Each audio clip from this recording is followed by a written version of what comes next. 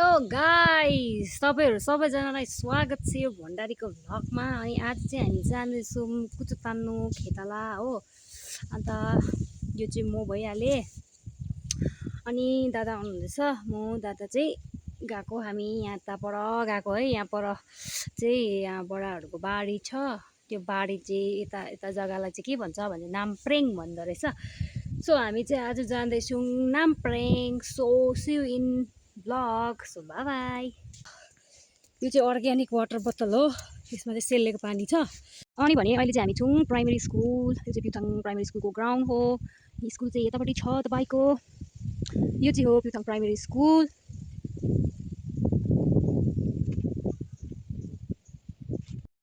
यो चाहिँ हो हाम्रो दाजु हो, यता हेरिदिनु पर्यो। अनि यो चाहिँ हामी नामप्रेङ जाने बाटो हो। अनि यो चाहिँ पुरानो चर्च अरे, मलाई चाहिँ थाहा छैन हो। अहिले चाहिँ यहाँतिर चाहिँ यस्तो चाहिँ साथीहरू बारीहरू पनि यस्तो दामी छ हो।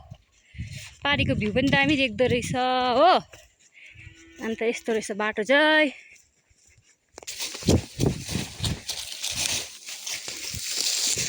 सऱ्याङ ऱ्याङ ऱ्याङ ऱ्याङ गर्दै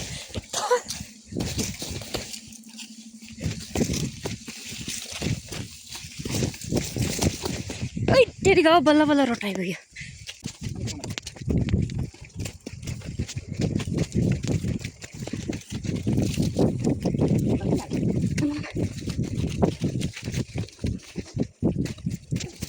यहाँ चाहिँ बाटो चाहिँ खत्तम भयङ्कर रहेछ नि त।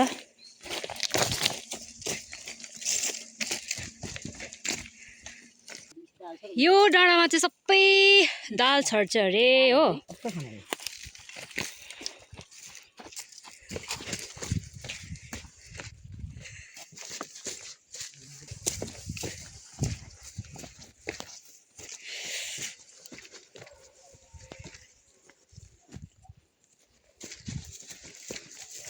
अब भने चाहिँ हामी चाहिँ पुग्न आँटेको छौँ हो। आधी बाटो चाहिँ पुगिसकेको छौँ भन्दा पनि लगभग पुगिहालेको कुरा हो।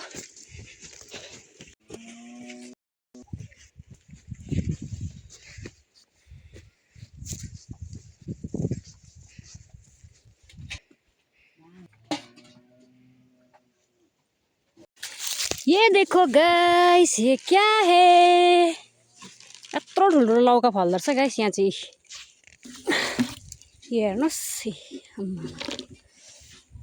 भ्यू पनि रहेछ यसमा। यो हो गाइस, यो अघि मैले देखाउने चाहिँ यो हो। अनि यो हो केराको बोट। साथीहरू तपाईँहरूले देख्नु भएको होला, यता चाहिँ यत्रो ठुल्ठुलो केराको बोट हुँदो रहेछ हो। अनि भने चाहिँ नेक्स्ट थिङ चाहिँ के छ भने चाहिँ यो हो। यो चाहिँ हो तपाईँहरूको भुइँ कटरको बोट। भुइँ कटरको बोट चाहिँ यस्तो हुन्छ हो। यसमा फलेको छ कि छैन? फलेको चाहिँ छैन रहेछ। अनि यो चाहिँ हो सिमल तरुलको बोट। गाइस यस्तो हुन्छ सिमल तरुलको बोट चाहिँ हो। अनि यसको टुप्पामा चाहिँ यसरी दाना फल्छ, यस्तो दाना हुन्छ। यो चाहिँ गाईले खायो भने चाहिँ, गाई बाख्राले खायो भने गाई बाख्रा चाहिँ ठहरै हुन्छ। यति बेसी फलेको छ आम्माहो। हाम्रो पुर्खाको बाजेको टोपी त यहाँ पर्छ त गाइस। यस्तो टोपी लाएर हिँड्थ्यो अरे उहिले बाजेहरू। यसले चाहिँ टोपीको काम गर्दो रहेछ हो। यस्तो गरेर चाहिँ घाममा चाहिँ सेड चाहिँ दामी दिँदो रहेछ। यसमा चाहिँ अब चियाहरू खान पनि ठिक्कै हुने रहेछ। अनि भने चाहिँ यो चाहिँ के को रुख हो भन्दाखेरि चाहिँ यो चाहिँ हो तपाईँको रुख कटरको रुख हो। यसमा फलेको छ, म तपाईँहरूलाई देखाउँछु ल। यहाँ पनि रहेछ गाइस। यहाँ छ साथीहरू, यो चाहिँ हो तपाईँको कटर हो। यसरी फल्दो रहेछ साथीहरू। यो चाहिँ रुख कटरको रुख रहेछ साथीहरू। यता चाहिँ रमभेडाको पनि दुःख नपर्ने रहेछ। बोटमा हेरे बोटमै रमभेडा हो जति। यो चाहिँ हो मौरीको ढुँड रहेछ। मौरी रहेछ नि साथीहरू, हेर्नु त मौरी। ए है खोर्सानी भने खोर्सानी रहेछ यहाँ। यो चाहिँ हो फुलको बिउ। यसलाई चाहिँ नेपालीबाट भारे फुल भन्दो रहेछ हो साथीहरू। इङ्ग्लिसबाट के भन्छ थाहा छैन। यस्तो जङ्गलतिर पनि लटरमै फुल फुल्याएर छन्। घरमा कति राम्रो देख्ने है। जङ्गलतिर पनि हुँदो रहेछ फुल चाहिँ। यो चाहिँ अर्ग्यानिक चुला हो। अब जङ्गलमा त्यस्तै हुन्छ होइन साथीहरू। यहाँ चाहिँ अब यस्तो प्रकारले बनिएको छ हो। यहाँ चाहिँ विश्राम गर्ने जग्गा अरे हो।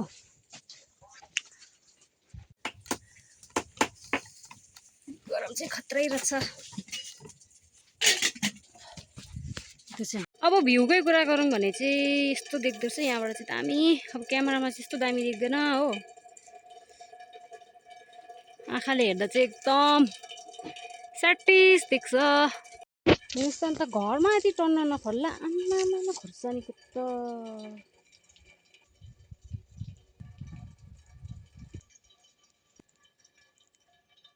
मलाई चाहिँ धेरै बस्नु मन लाग्छ हो, तर गरम चाहिँ हेभी गरम हो।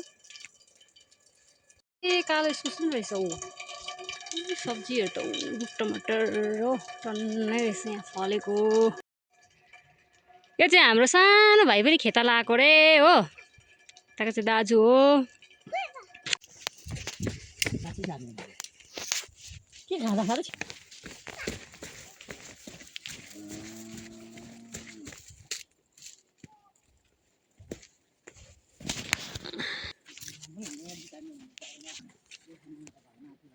यस्तो रहेछ गाइस, हेर्नुलाई जग्गा रहेछ।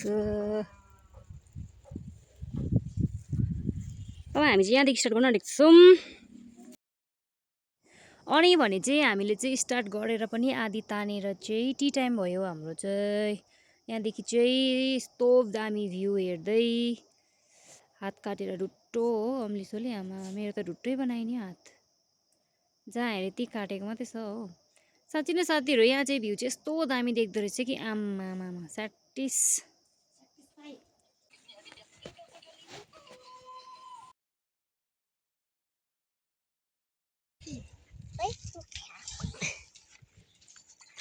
अद्ध लगाएको छ दामी छ नि, कितली पनि कितली नै छ कालो नि। जङ्गलमा यस्तै हुन्। ओ खा खा, यो चाहिँ चिया हो ट्याङल्याङ।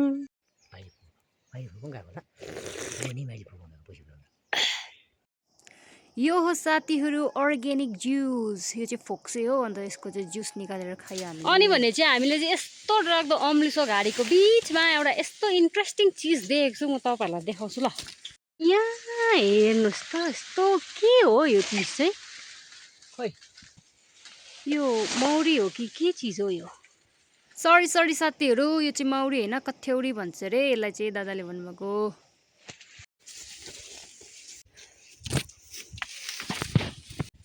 गलेर हत्तु।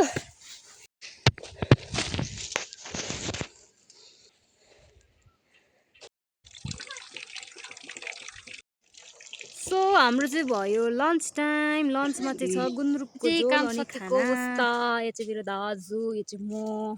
आजको लागि चाहिँ यति नै। Thanks for watching.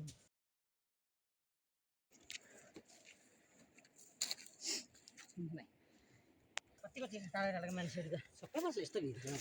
म बुइनाएर लडेको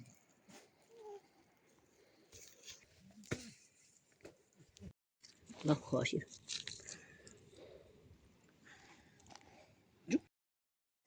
सो हामी चाहिँ काम सकेर पनि फर्क्यौँ। अघि जुन बाटो आयो त्यो बाटो चाहिँ आयौँ न, तर हामी रोड गयौँ। हामी चाहिँ पुगिसकेको छौँ हो। बिहानै बाटो गएको, यही बाटो फर्केको।